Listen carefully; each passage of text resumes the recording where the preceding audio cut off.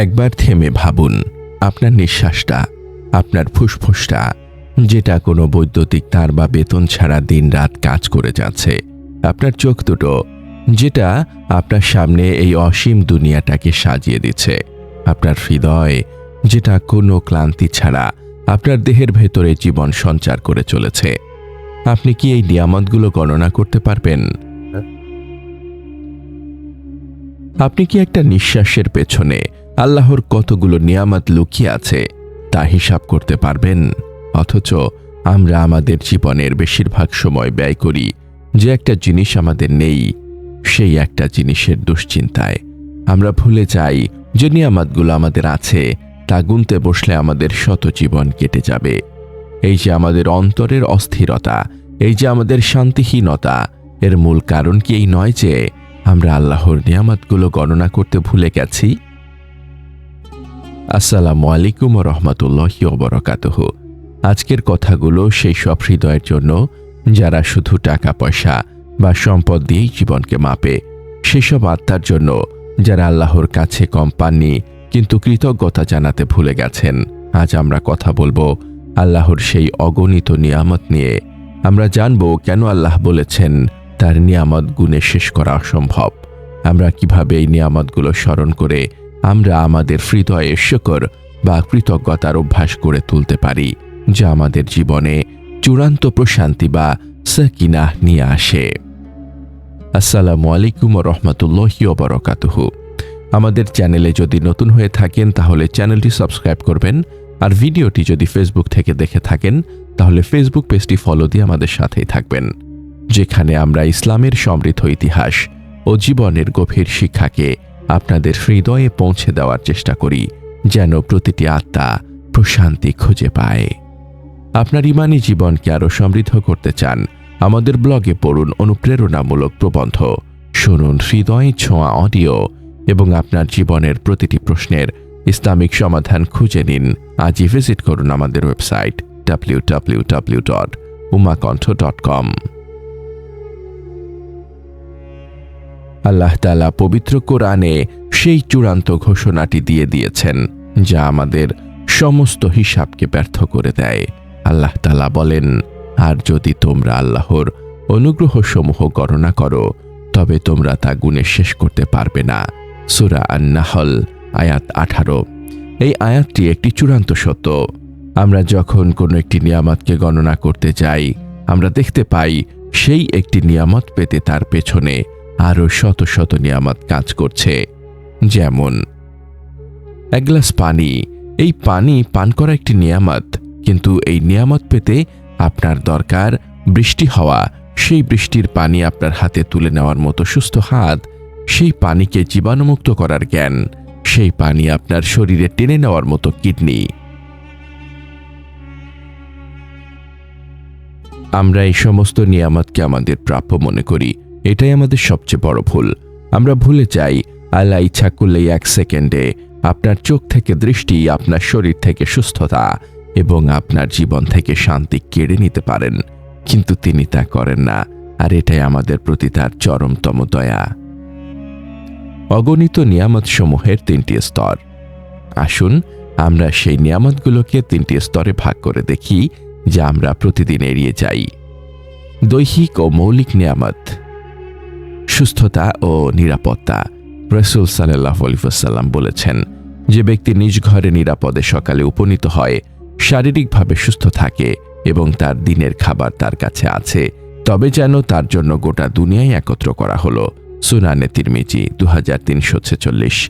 আপনার নিরাপত্তা, আপনার সুস্থতা এবং আপনার সেদিনের খাবার, এই 3টি আপনাকে পৃথিবীর সমস্ত ধনীর চেয়েও ধনী করে তোলে, কারণ এই নিয়ামতগুলো টাকা দিয়ে কেনা যায় না।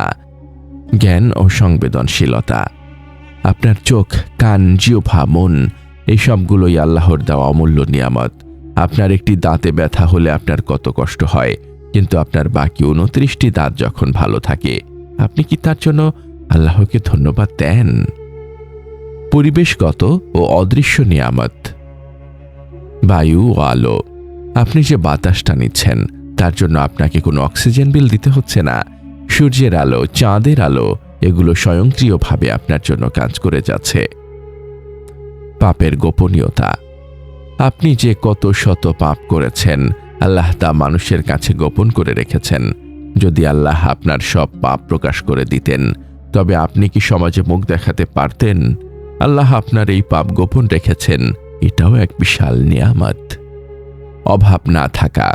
আপনার কাছে হয়তো বিলাসিতা নেই, কিন্তু আপনার হয়তো কোনো বড় অভাবও নেই। এই অভাব না থাকাটাও একটা বড় নিয়ামত। আত্মিক ও আধ্যাত্মিক নিয়ামত। ঈমান ও হেদায়াত, আল্লাহর প্রতি বিশ্বাস এবং সঠিক পথে থাকার সুযোগ, এটাই আপনার জীবনের সর্বশ্রেষ্ঠ রিজিক। এই নিয়ামত না থাকলে আপনি দুনিয়ার সব পেয়েও আখিরাতে সর্বহারা। দোয়া করার সুযোগ। আপনি যে আল্লাহর কাছে হাত তুলে কাঁদতে পারেন, এই সুযোগটাও একটা নিয়ামত। আল্লাহ তার প্রিয় বান্দাদেরই তার কাছে যাওয়ার সুযোগ দেন। পাপ থেকে ফিরে আসা। গুনাহ করার পর অনুতপ্ত হয়ে তওবা করার সুযোগ পাওয়াটা আল্লাহর এক বিশেষ নিয়ামত। অকৃতজ্ঞতার বিপদ। শয়তানের উদ্দেশ্য। শয়তান আমাদেরকে নিয়ামতগুলোর প্রতি অন্ধ করে দেয়। আল্লাহ কোরআনে শয়তানের ঘোষণা তুলে ধরেছেন, এবং আপনি তাদের অধিকাংশকে কৃতজ্ঞ পাবেন না। সূরা আল আরাফ আয়াত 17। শয়তানের লক্ষ্যই হল মানুষকে অকৃতজ্ঞ বানানো। অকৃতজ্ঞ হওয়ার ফল কি? আল্লাহ সতর্ক করেছেন, যদি তারা অকৃতজ্ঞ হয় তবে আমার শাস্তি অবশ্যই কঠিন। সূরা ইব্রাহিম আয়াত 7। আল্লাহ নিয়ামতকে কেড়ে নেন, শুধু টাকাই নয়, আল্লাহ আপনার অন্তর থেকে শান্তি, আপনার শরীর থেকে সুস্থতা, সব নিয়ামত ফিরিয়ে নিতে পারেন। শুকরিয়া আদায়ের অভ্যাস। প্রশান্তির পথ। আপনার জীবনে শান্তি বা সাকিনা তখনই আসবে যখন আপনি এই অগণিত নিয়ামতের মূল্য বুঝতে পারবেন এবং শুকরিয়া আদায় করবেন। আল্লাহ ওয়াদা করেছেন, যদি তোমরা কৃতজ্ঞ হও তবে আমি অবশ্যই তোমাদেরকে আরো বাড়িয়ে দেব। সূরা ইব্রাহিম আয়াত 7। এই বাড়িয়ে দেওয়াটা শুধু সম্পদে নয়, এটা আপনার সকল নিয়ামতের বরকতে। শুকরিয়া আদায়ের সহজ অভ্যাস। সকাল সন্ধ্যায় জিকির। রাসূল সাল্লাল্লাহু আলাইহি ওয়াসাল্লাম ভোরে উঠেই বলতেন, সমস্ত প্রশংসা সেই আল্লাহর জন্য, যিনি আমাদেরকে মৃত্যুর পর জীবন দান করলেন এবং তারই কাছে আমাদের ফিরে যেতে হবে। এই জিকির আপনাকে জীবন ফিরে পাওয়ার জন্য কৃতজ্ঞতা শিখায়। ছোট জিনিসের জন্য ধন্যবাদ। আপনার চাওয়া পূরণ হয়নি, ঠিক আছে, কিন্তু আজ আপনার চোখটা কাজ করছে, আপনার পা দুটো চলছে, এর জন্য ধন্যবাদ দিন। প্রতিটি কাজ সফল হলে বলুন, প্রশংসা সেই আল্লাহর, যার নিয়ামতে ভালো কাজসমূহ পূর্ণতা পায়। নিচের দিকে তাকান। যখনই মনে হবে আপনার কিছু নেই, তখনই আপনার চেয়েও কম নিয়ামত প্রাপ্তদের দিকে তাকান। এটা তাৎক্ষণিকভাবে আপনার হৃদয়ের আগুনকে নিভিয়ে দেবে এবং আপনাকে কৃতজ্ঞ করে তুলবে। হে আমার ভাই, হে আমার বোন, আল্লাহর নিয়ামত গণনা করার চেষ্টা ছেড়ে দিন, কারণ তা অসম্ভব। বরং আল্লাহর নিয়ামতগুলোর জন্য প্রতিদিন ধন্যবাদ দেওয়ার অভ্যাস করে তুলুন।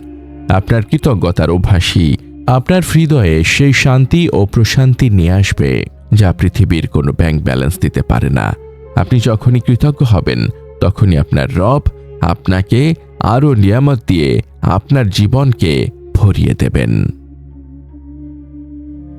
হে আল্লাহ, হে আশ-শাকুর, হে আল মুনিম, আমরা তোমার অগণিত নিয়ামতকে উপেক্ষা করে থাকি। তুমি আমাদের এই অকৃতজ্ঞতার জন্য ক্ষমা করো। তুমি আমাদের চোখকে তোমার নিয়ামতগুলো দেখার জন্য উন্মুক্ত করে দাও। আমাদের জিহ্বা, আমাদের অন্তরকে তোমার প্রশংসায় অভ্যস্ত করে তোলো। তুমি আমাদের সেই তৌফিক দাও যেন আমরা সুখে দুঃখে সর্বাবস্থায় তোমার শুকরিয়া আদায় করে তোমার সন্তুষ্টি অর্জন করতে পারি। আমাদের এই মহৎ বার্তা ছড়িয়ে দিতে এবং ইসলামের আলোকে প্রতিটি হৃদয়ে পৌঁছে দিতে অনুগ্রহ করে চ্যানেলটি সাবস্ক্রাইব করুন এবং বেল আইকনটি প্রেস করুন। আমাদের ফেসবুক পেজ ফলো করে উমা কণ্ঠ পরিবারের একজন সদস্য হয়ে যান।